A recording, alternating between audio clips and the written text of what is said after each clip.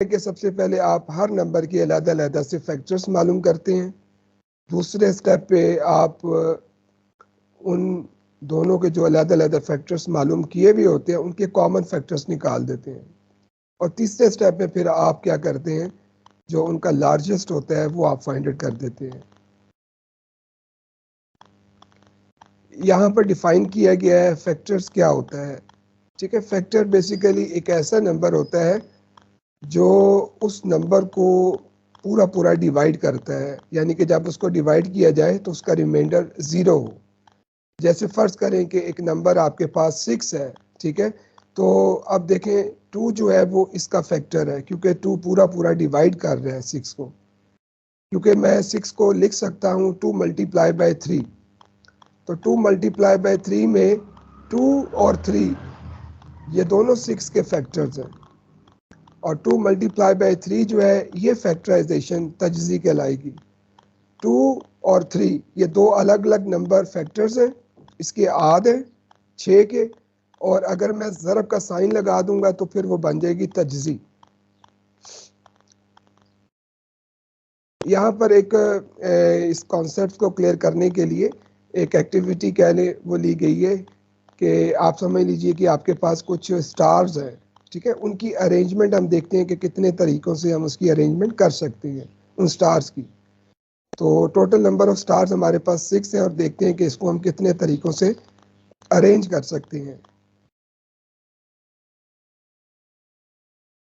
ये इसका पहला तरीका है जिसमें हमने क्या किया, हमने एक ही रो के अंदर 6 के 6 स्टार प्लेस कर दिए। तो 6 के 6 स्टार को एक ही रो में प्लेस करने का ये एक वे आपके पास आ गया, और इसको हम एब्स्ट्रैक्ट फॉर्म में लिख सकते हैं 1 multiply by 6 is equal to 6। यानी कि 6 को लिखने के डिफरेंट वेज अभी हम देखने जा रहे हैं बाय यूजिंग कंक्रीट।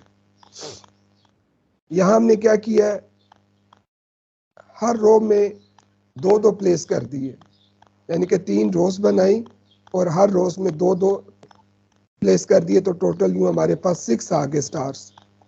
तो देखिए हर रो में आपको बराबर बराबर प्लेस हुए हुए नजर आएंगे। और तीसरी पॉसिबिलिटी ये है कि आप हर रो में 3-3 स्टार प्लेस कर दें, तो टोटल नंबर ऑफ रोज आपके पास कितनी आ जाएंगी, 2। तो 2 multiply by 3 is equal to 6। और नेक्स्ट हमारे पास जो एक अरेंजमेंट बनती है वो है, अगर टोटल नंबर ऑफ आपके पास 6 स्टार्स हैं तो हर रो में एक एक स्टार आप रख दें, ठीक है। 6 रोज हैं और हर रो में एक एक स्टार है, यानी कि 6 मल्टीप्लाई बाय 1। तो ये थी हमारे पास टोटल 4 पॉसिबिलिटीज थी स्टार्स को अरेंज करने की। और इन 4 पॉसिबिलिटीज़ को हम इस तरह से देख सकते हैं कि 6 स्टार थे, इसको हमने किस तरह से लिखा, 1 multiply by 6, 2 multiply by 3, 3 multiply by 2 and 6 multiply by 1। अगर आप गौर से देखें तो इसमें हमारे पास जो पॉसिबिलिटीज़ नज़र आ रही है स्टार को अरेंज करने की, वो 1-1 करके है, 2-2 करके, 3-3 एंड 6। तो बेसिकली ये जो पॉसिबिलिटीज़ हैं यही हमारे एग्जैक्ट डिवाइजर्स हैं 6 के, ठीक है, और इन्हीं को ही हम फैक्टर्स बोलते हैं। ये तमाम के तमाम 6 के फैक्टर्स हैं। अब यहाँ पर एक इसी तरह से आपसे पूछा जा रहा है कि आप बताइए कि अगर 8 हमारे पास है तो इसके फैक्टर्स कौन कौन से बन सकते हैं, तो ये मैं आपसे बाद में करवाता हूँ। यहाँ पर देखिएगा, यहाँ कुछ हाईएस्ट कॉमन फैक्टर्स के हवाले से कुछ हकीकत कह लें, कुछ अहम इम्पॉर्टेंट पॉइंट्स कह लें, ये बताए गए हैं। वो क्या है कि 1 is a factor of every number. देखिए किसी भी नंबर की बात करें और आप उसके फैक्टर्स फाइंड करते हैं, आद मालूम करते हैं, तो कोई और इसका आद हो या ना हो, लेकिन 1 ज़रूर उसका आद होता है, क्योंकि 1 के टेबल पे हर नंबर जाता है। दूसरी बात यह है कि every factor of a number is an exact divisor of that number, कि हर नंबर, हर फैक्टर जो होता है वो उस नंबर का एग्जैक्ट डिवाइज़र होता है। देखिए अगर डिवाइज़र ना हो, पूरा पूरा डिवाइड ना होता हो, तो वो फैक्टर भी नहीं हो सकता। तीसरी बात ये कहेगी कि every factor is less than and equal to the given number, कि जो भी फैक्टर आप मालूम करते हैं वो उस दिए गए नंबर से या तो छोटा होगा या बराबर होगा। जैसे कि 6 के जो फैक्टर्स हैं वो सारे के सारे 6 से छोटे हैं या फिर 6 के बराबर हैं, और ये चौथी बात ये की गई कि जितने भी फैक्टर्स दिए गए होंगे वो सारे के सारे फाइनाइट होंगे। यहाँ पर HCF को कैलकुलेट करने के 3 मेथड बताए गए हैं। Number 1 factor method, number 2 prime factorization method, number 3 division method. तो आइए वन बाय वन हम इन तीनों मेथड्स को देखते हैं। पहला हमारे पास जैसे कि फैक्टर मेथड्स हैं, तो हम फाइंड करेंगे 24 और 36 के फैक्टर्स। जो पहला स्टेप है, पहला स्टेप ये है कि हम दोनों नंबर्स के अलग-अलग फैक्टर्स फाइंड करेंगे। तो 24 के जो फैक्टर्स बनते हैं हमारे पास, वो आप देख सकते हैं, यानी ये वो नंबर हैं जो 24 को पूरा पूरा डिवाइड करते हैं, जिसमें 1 2 3 4 6 8 12 एंड 24।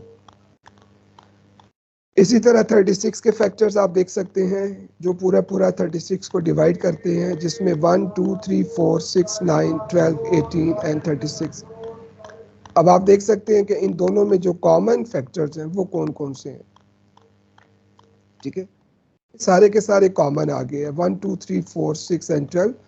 अब इसमें से जो सबसे बड़ा फैक्टर है वो क्या है जी? 1 2 3 4 6 12 में से 12, and this is highest common factors. इसी तरह इसका सेकंड मेथड है प्राइम फैक्टराइजेशन मेथड है। सवाल वही है, इसलिए इसका जवाब भी वही आएगा। ठीक है, सिर्फ मेथड हमने यहाँ चेंज किया है।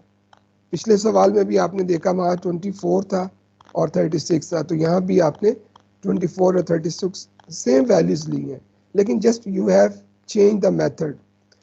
24 की प्राइम फैक्टराइजेशन फाइंड की आपने, 36 की फाइंड की। अब इसमें से सिर्फ जो कॉमन है वो आपने निकाल लेने हैं।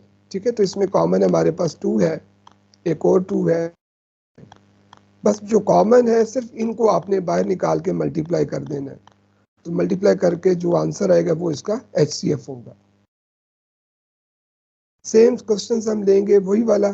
ठीक है, हम ये भी चेक करेंगे कि मेथड आप जो मर्जी लगाएं लेकिन आंसर जो है वो सेम आएगा। ठीक है, तो डिवीजन मेथड में हम जैसे कि आप देखते हैं कि इसको आप आम डिवीजन जैसी होती है इस तरह से इसको डिवाइड करेंगे।